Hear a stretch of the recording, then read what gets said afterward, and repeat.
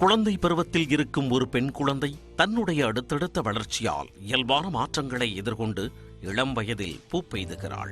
தங்கள் வீட்டு பெண் குழந்தை எதிர்கால வாழ்க்கைக்கு தயாராகிவிட்டாள் என்பதை உணர்த்துவதற்காக கிராமப்புறங்களில் பருவமடைதலை பூப்புனித நீராட்டு விழா என வெகு விமர்சையாக கொண்டாடும் வழக்கம் உண்டு. இதில் அதிர்ச்சி என்னவென்றால், சமீப காலமாக இந்த விழா மேடைகளில் வீற்றிருப்பவர்களில் குழந்தைகளின் எண்ணிக்கை அதிகரித்துள்ளது. ஆம், மாதவிடாய் என்பது பெண்களுக்கு ஏற்படும் இயல்பான நிகழ்வுதான் என்பது குறித்த புரிதல் இல்லாத பல ஆண்களுக்கு அது குறித்த புரிதலை ஏற்படுத்த இன்றளவும் பல்வேறு விழிப்புணர்வு நிகழ்ச்சிகள் முன்னெடுக்கப்படும். இதே சமூகத்தில்தான் 7 முதல் 10 வயதுடைய குழந்தைகளும் தங்கள் முதல் மாதவிடாயை சந்திக்கிறார்கள். அண்மையில் தலைநகர் டெல்லியில் 7 வயது பெண் குழந்தை தனது முதல் மாதவிடாயை சந்தித்திருக்கிறார். சற்று யோசித்து பாருங்கள், அந்த வயதில் நீங்கள் என்ன செய்து கொண்டிருந்தீர்கள்? மழலை மனம் மாறாமல் குழந்தைகளோடு குழந்தையாய் விளையாடிக் கொண்டிருப்பீர்கள். அப்படி விளையாட வேண்டிய ஒரு குழந்தை மாதவிடாயின் போது எத்தனை வலியை சந்தித்திருப்பார். பெங்களூரிலும் 8 வயதில் ஒரு சிறுமி பருவமடைந்திருக்கிறார். அமெரிக்காவில் சராசரியாக 15% சிறுமிகள் 7 வயதிற்குள்ளும் 28% சிறுமிகள் 8 வயதிலும் தங்களது முதல் மாதவிடாயை சந்திக்கிறார்கள். அதிகமான எண்ணிக்கையில் ஸ்பெயின் சிறுமிகள் 9 வயதிலும் 10 வயதுடைய இந்திய சிறுமிகளும் பருவமடைவதாக ஆய்வு முடிவுகள் கூறுகின்றன. இப்படி விரைவில் பருவமடைவது குழந்தைகளின் மனநிலையை கடுமையாக பாதிக்கிறது. குழந்தை பருவத்திலேயே அவர்களின் பொறுப்பு கூடிவிடுகிறது. பருவமடையும் வயதிற்கு முன்பே நாப்கின்களை கையாளும் நிலைக்கு தள்ளப்படுகிறார்கள். தனிமைப்படுத்தப்பட்டது போன்ற உணர்வை எதிர்கொள்வார்கள். சக குழந்தைகள் அவர்களின் சூழலை புரிந்து கொள்ளாமல் போகும் நிலையும் ஏற்படும் என்கிறார்கள் மனநல ஆலோசகர்கள். மேலும் ஹார்மோன் அதிக அளவில் உற்பத்தியாவதால் மார்பக புற்றுநோய் ஏற்படுவதற்கான வாய்ப்பு அதிகம் எனவும், அதிவிரைவில் பூ பெய்தும் குழந்தைகள் ஆரம்பத்தில் தனது சமவயது குழந்தைகளை விட உயரம் அதிகமாக இருப்பதைப் போல தெரிந்தாலும் விரைவாகவே எலும்புகளின் வளர்ச்சி முழுமையடைந்து விடுவதால் அவர்களின் உயரம் சற்று குறைவாக இருப்பதற்கான வாய்ப்புகளும் உள்ளது என்கிறார்கள் ஆய்வாளர்கள். வாழ்க்கை முறை மாற்றம்தான் இதற்கு முக்கிய காரணமாக கூறப்படுகிறது. துரித உணவுகளை அதிகம் உட்கொள்வது, புரோட்டீன், பால் உணவுகள் அளவுக்கு அதிகமாக எடுத்துக்கொள்வது, பதப்படுத்தப்பட்ட உணவு, ரசாயனம் கலந்த நொறுக்கு தீனி போன்றவைகளை அதிகம் உண்பதால் அவர்களின் உடல் எடை அதிகரிக்கிறது. உடல் பருமன் விரைவில் பருவமடைவதற்கு முக்கிய காரணமாக கூறப்படுகிறது. இது தவிர சிறு வயதில் பாலியல் ரீதியிலான கொடுமைகளுக்கு ஆளாகும் குழந்தைகளின் ஹார்மோன்கள் தூண்டப்பட்டு விரைவில் மாதவிடாயை சந்திக்கிறார்கள். வாழ்க்கை முறை மாற்றத்தால் குழந்தையின்மையும் அதிகரித்துள்ளது. உலக சுகாதார அமைப்பின் தரவுகளின்படி 6 ஒருவர் குழந்தையின்மை பிரச்சனையை சந்திக்கிறார்கள். எதிர்காலத்தில் நம் குழந்தைகள் இதுபோன்ற பிரச்சனையை சந்திக்காமல் இருக்க வேண்டுமென்றால் நம் வாழ்க்கை முறையை நாம் மாற்றித்தான் ஆக வேண்டும். குழந்தைகளின் வளர்ச்சியில் கவனம் கொண்டு வயதிற்கு அதிகமான மார்பக வளர்ச்சி, ரோமங்கள் போன்றவை தென்பட்டால் உடனடியாக மருத்துவரை அணுகுவது நல்லது.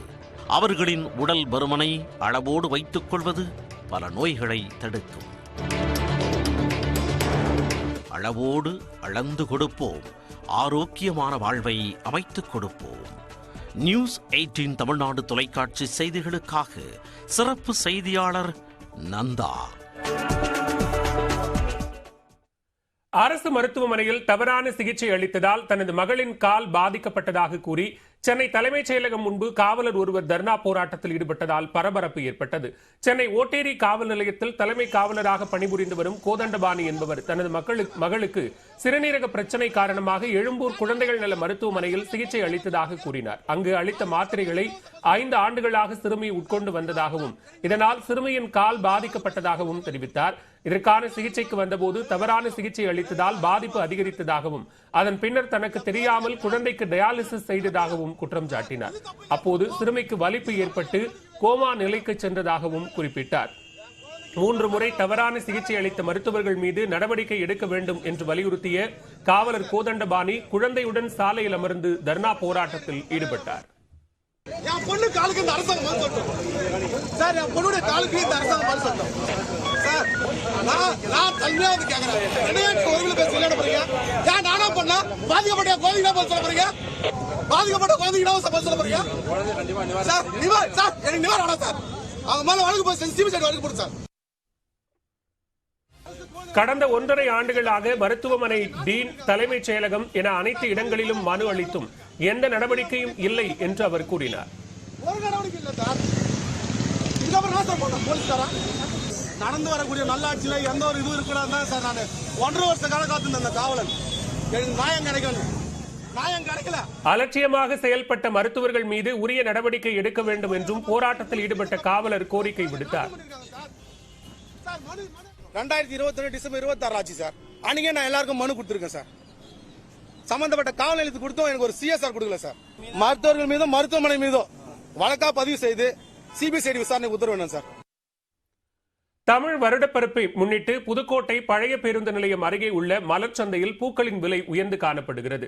புதுக்கோட்டை பழைய பேருந்து நிலையம் அருகே அமைந்துள்ள மலர் சந்தையில் இருந்து பல்வேறு மாவட்டங்களுக்கு மலர்கள் ஏற்றுமதி செய்யப்படுகின்றன. இந்நிலையில் தமிழ் வருடப்பிறப்பை முன்னிட்டு பூக்களின் விலை உயர்ந்துள்ளது. அதன்படி 1 கிலோ மல்லிகைப்பூ 1300 ரூபாய்க்கும், செவ்வந்தி 250 ரூபாய்க்கும், அரளிப்பூ 400 ரூபாய்க்கும் விற்பனையாகிறது. இருப்பினும் பொதுமக்கள் ஆர்வமுடன் வந்து பூக்களை வாங்கிச் செல்கின்றனர். பூக்களின் விலை உயர்ந்தாலும் வரத்து குறைந்துள்ளதாகவும், விலை உயர்வால் வியாபாரம் பாதிக்கப்பட்டிருப்பதாகவும் பூக்களை கட்டி விற்பனை செய்யும் வியாபாரிகள் தெரிவித்துள்ளனர். பூ விலை கிராக்கியாக இருக்குப்பா. 3 நாளாவே ரொம்ப இதாக இருக்குது. நேற்று 300 ரூபா போனது, 400 ரூபா. சம்மை நேற்று 200 ரூபா போனது, நீங்கள் 300 ரூபா.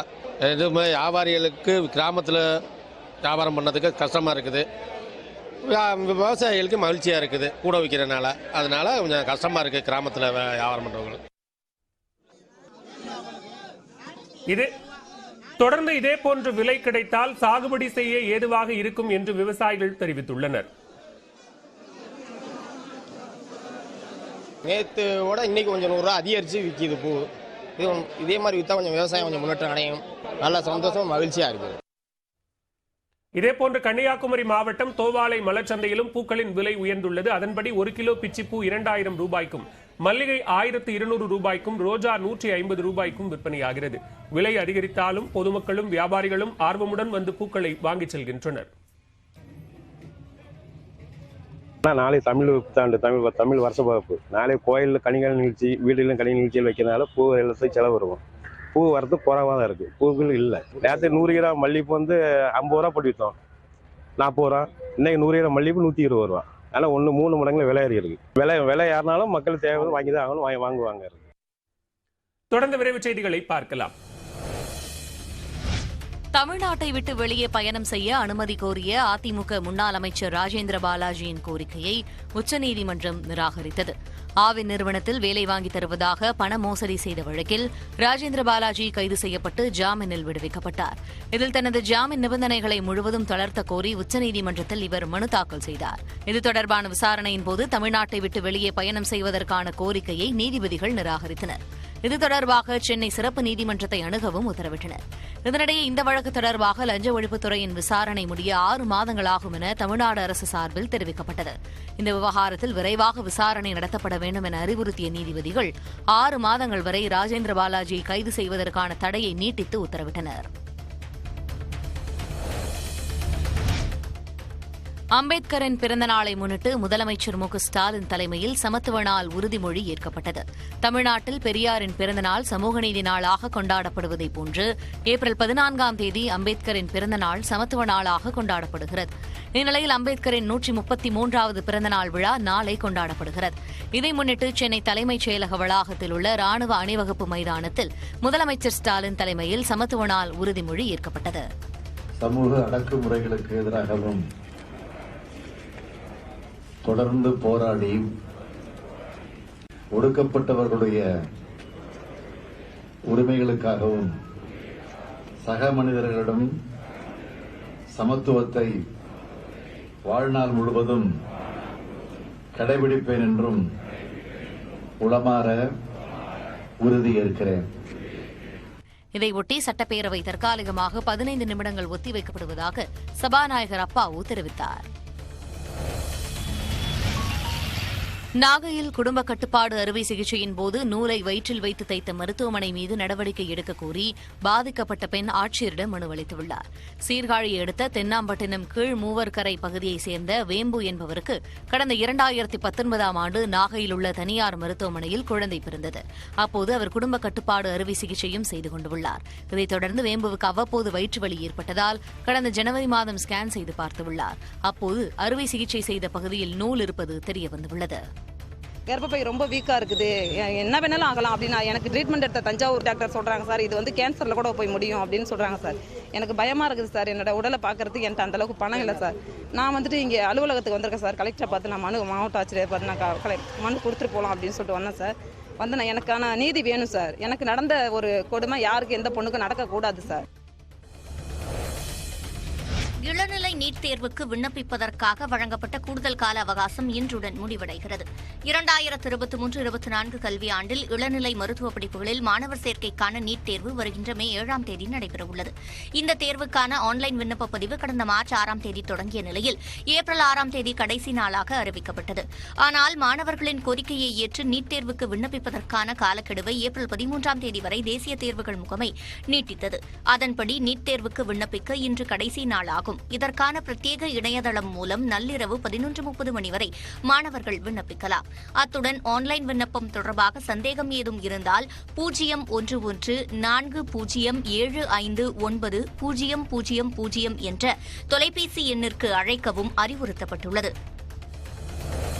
பணியின் போது உயிரிழந்த மருத்துவர்களின் குடும்பங்களுக்கான நிதியை முதலமைச்சர் மு க ஸ்டாலின் வழங்கினார். சென்னை தலைமைச் செயலகத்தில் நடைபெற்ற நிகழ்ச்சியில் தமிழ்நாடு மருத்துவத்துறையில் பணியாற்றும் போது உயிரிழந்த 13 மருத்துவர்களின் வாரிசுதாரர்களுக்கு மருத்துவர்களின் விருப்ப பங்களிப்பு தொகுப்பு நிதியிலிருந்து 8,50,00,000 ரூபாய்க்கான காசோலைகளை முதலமைச்சர் வழங்கினார். இதனையடுத்து சமூக நலத்துறை சார்பில் நடைபெற்ற நிகழ்வில் திருநங்கைகளின் நலனுக்காக சிறப்பாக சேவையாற்றிய வேலூர் மாவட்டத்தைச் சேர்ந்த திருநங்கை ஐஸ்வர்யாவுக்கு சிறந்த திருநங்கை விருதை முதலமைச்சர் வழங்கினார். திமுகவின் ஊழல் பட்டியலை நாளை வெளியிட உள்ளதாக பாஜக மாநில தலைவர் அண்ணாமலை தெரிவித்துள்ளார். இதுகுறித்து தனது டுவிட்டர் பக்கத்தில் 10 வினாடி வீடியோ ஒன்றை வெளியிட்டுள்ளார். அதில் திமுகவின் முக்கிய தலைவர்களின் படங்கள் இடம்பெற்றுள்ளன. அத்துடன் திமுக ஊழல் பட்டியலை சனிக்கிழமை காலை 10:15க்கு வெளியிட உள்ளதாகவும் குறிப்பிட்டுள்ளார். ஏப்ரல் 14ஆம் தேதி தனது ரஃபேல் கைக்கடிகாரத்தின் ரசீது மற்றும் திமுக ஊழல் பட்டியலை வெளியிடுவேன் என்று ஏற்கனவே அண்ணாமலை கூறியிருந்தார். இந்நிலையில் அந்த பட்டியல் நாளை எப்போது வெளியிடப்படும் என்பதை தனது டுவிட்டர் பக்கத்தின் வாயிலாக தெரிவித்துள்ளார். நூற்றாண்டு கண்ட தமிழ் சினிமா தன் வரலாற்று பக்கங்களில் சிவப்பு எழுத்துக்களில் பதிய வைத்த பெயர் பட்டுக்கோட்டை கல்யாண சுந்தரம். அவரது பிறந்த நாளில் அவர் குறித்த ஒரு சிறப்பு தொகுப்பை தற்போது பார்க்கலாம். 1954ஆம் ஆண்டில் இருந்து 1959ஆம் ஆண்டு வரை தமிழ் சினிமாவை தன் பாடல் வரிகளால் புரட்டி எடுத்த பாடலாசிரியர் பட்டுக்கோட்டை கல்யாண சுந்தரம். புராண படங்களின் ஆதிக்கம் தமிழ் சினிமாவில் கோலோச்சி கொண்டிருந்த காலகட்டத்தில் சமூக படங்களை தமிழ் சினிமாவில் எட்டி பார்க்கச் செய்தது பட்டுக்கோட்டை கல்யாண சுந்தரத்தின் பாடல்களே. 19வது வயதிலேயே கவி புனைவதில் அதிக ஆர்வம் கொண்ட இந்த பாட்டாளியை படைப்பாளியாக்க சென்னையை நோக்கி அனுப்பியது காலம். நடிப்பின் மேல் உள்ள பற்றால் ஆரம்பத்தில் சக்தி நாடக சபாவில் சேர்ந்து பின் அது கலைக்கப்பட்டதும் சிவாஜி நாடக மன்றத்தில் சேர்ந்து நடித்துக்கொண்டே நாடகங்களுக்கு பாடல்களும் எழுதி வந்தார் பட்டுக்கோட்டை கல்யாண சுந்தரம். அதன் பின் 1955ஆம் ஆண்டு வெளிவந்த மகேஸ்வரி என்ற திரைப்படத்தில் தன் முதல் பாடலை எழுதினார். எளிய நடை, இனிமை, சிந்தனை, உணர்ச்சி, கொந்தளிப்பு, காதல் என வஞ்சனையில்லாமல் அனைத்தும் நிறைந்தே காணப்பட்ட இவரது பாடல்கள் தமிழகத்து தெருக்களிலும் தென்னைகளிலும் எதிரொலித்தன. கரம் காத்த தேவியே, குலம் காத்த தேவியே, கரம் காத்த தேவியே, குலம் காத்த தேவியே, நல்லறிவில் உருவமான ஜோதியே, கண் பார்த்தருள்வாயே அன்னையே. குறிப்பாக உழைப்பின் மேன்மையை சொன்ன இவரது காடு விளைஞ்சென்ன மச்சான் நமக்கு கையுங்காலும் தானே மிச்சம் பாடல் பட்டி தொட்டி எங்கும் ஒலித்தது. யார் இந்த கல்யாண சுந்தரம் என கேட்கவும் வைத்தது. காடு விளைஞ்சென்ன மச்சான் நமக்கு கையுங்காலும் தானே மிச்சம், கையுங்காலும் தானே மிச்சம், காடு விளைஞ்சென்ன மச்சான் நமக்கு கையுங்காலும் தானே மிச்சம். விளையட்டும் பொண்ணே நமக்கு காலம் இருக்குது பின்னே காலம் இருக்குது பின்னே.